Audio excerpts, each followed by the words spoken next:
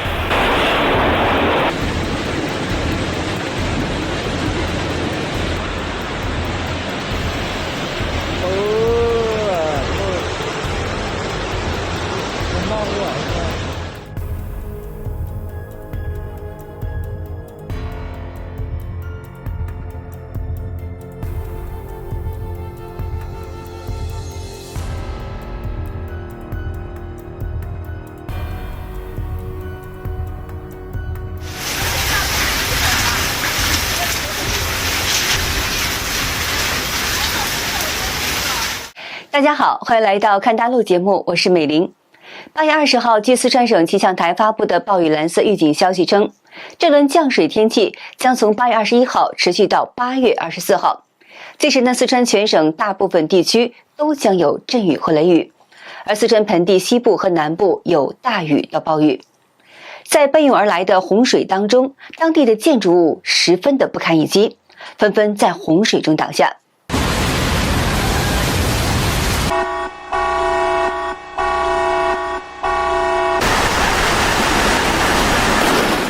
当地桥梁和水坝也被洪水冲垮。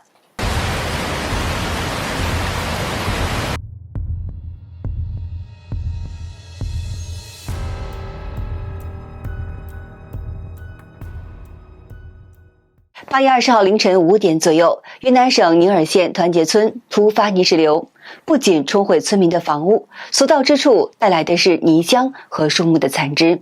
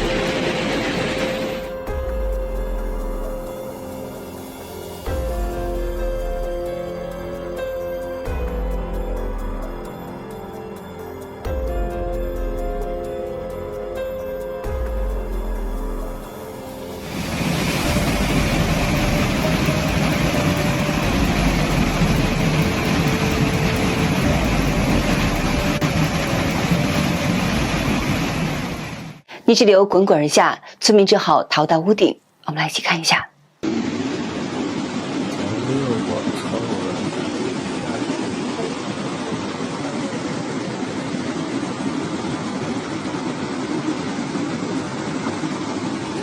虽然中共官媒称云南省泥石流发生在凌晨的5点，但是团结村的村民说呢，这场泥石流其实是在凌晨出现的，很多村民正在睡觉，所以根本就来不及跑。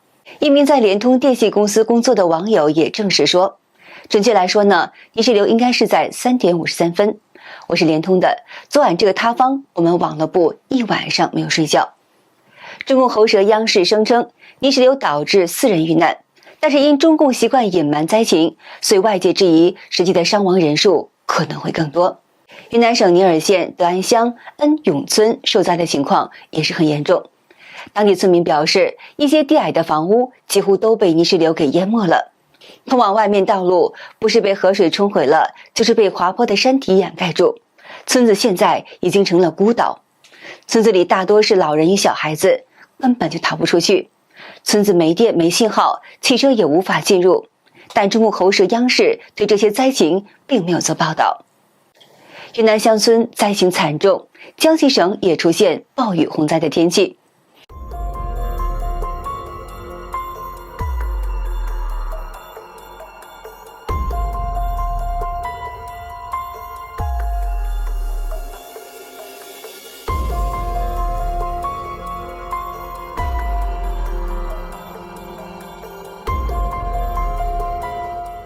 内蒙古也出现暴雨洪水。2025年8月18号下午到19号凌晨，内蒙古鄂尔多斯市有多个崎岖都出现暴雨。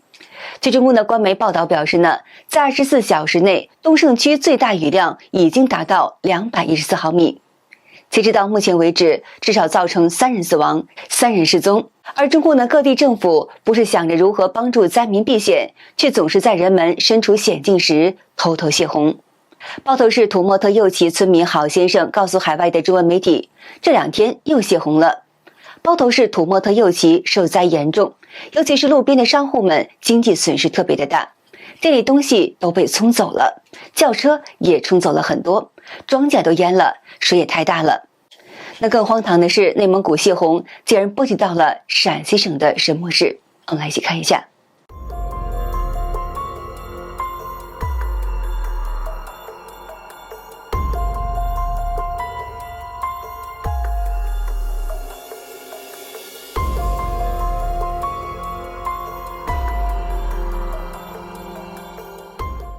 8月20号下午，洪水从内蒙古自治区鄂尔多斯市的乌兰木伦河流进了相邻的陕西神木市，改称叫做枯野河。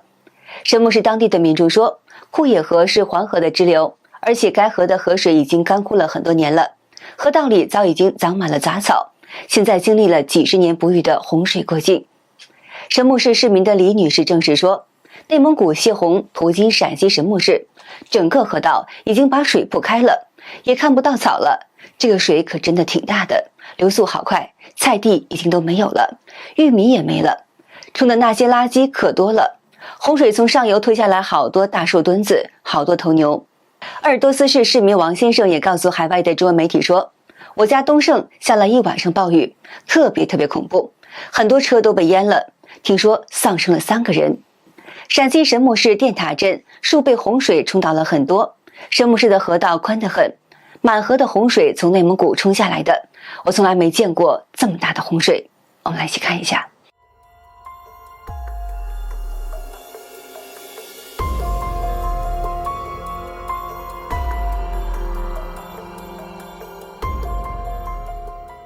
那如果说上面的情况属于天灾加中共泄洪的人祸，那么下面这个场景纯就是人祸了。2025年的8月20号，福建省漳州东山岛金銮湾景区，很多游客逗留在沙滩上游玩，但临近河道却突然间开闸放水，几秒钟内就把沙滩给淹没没了，这导致多个游客被突然间袭来的急流给冲走了。但幸运的是，现场有多名游客下水，把所有被冲走的人给救了回来。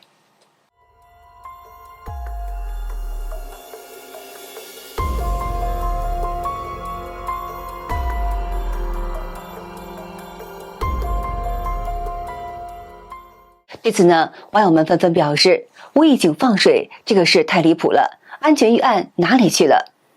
那么也有人感叹说呢，这2年中国人经常是死得莫名其妙，而莫名其妙的背后则隐藏着中共及其各级政府部门对百姓的极端冷漠，也可以说是草菅人命。8月18号的下午，内蒙古额尔古纳市也突降冰雹。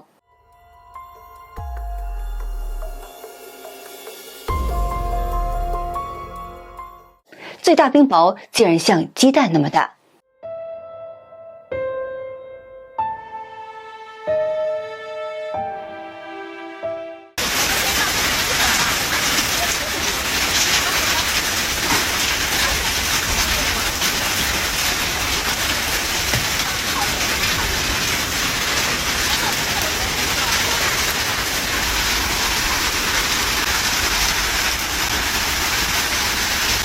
眼看已经过了立秋，本应该是降雨减少，天气转凉了，但今年气候十分的反常。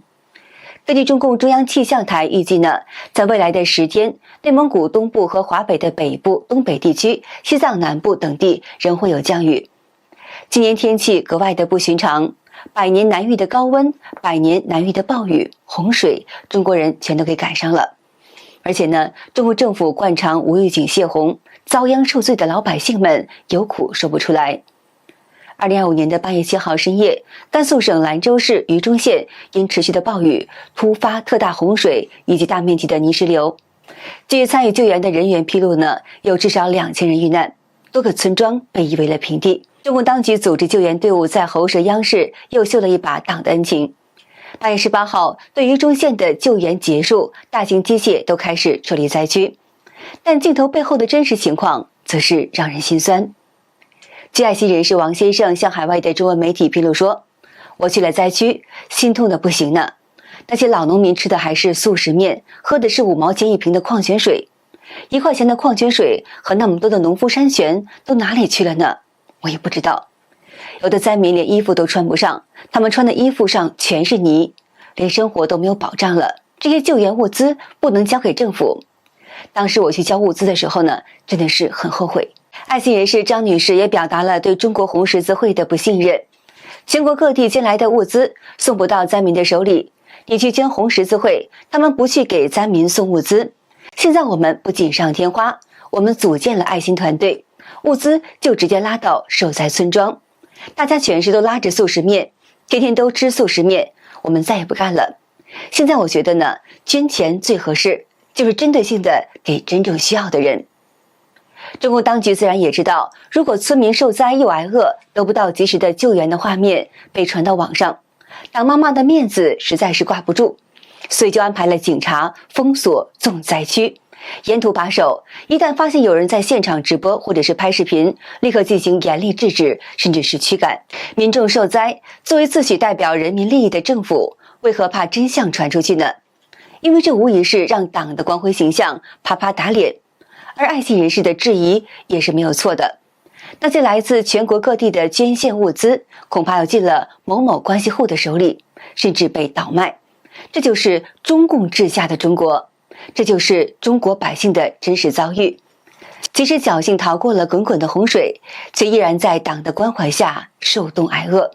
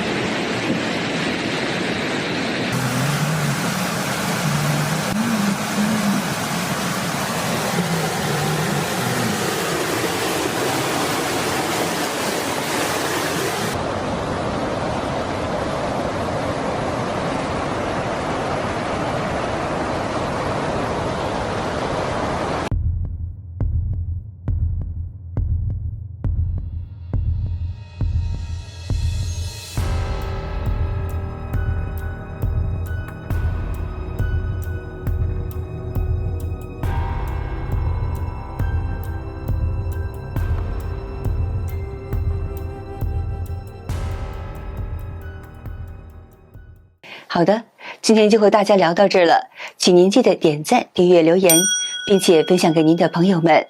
感谢您的支持，我是美玲，我们下期节目再见。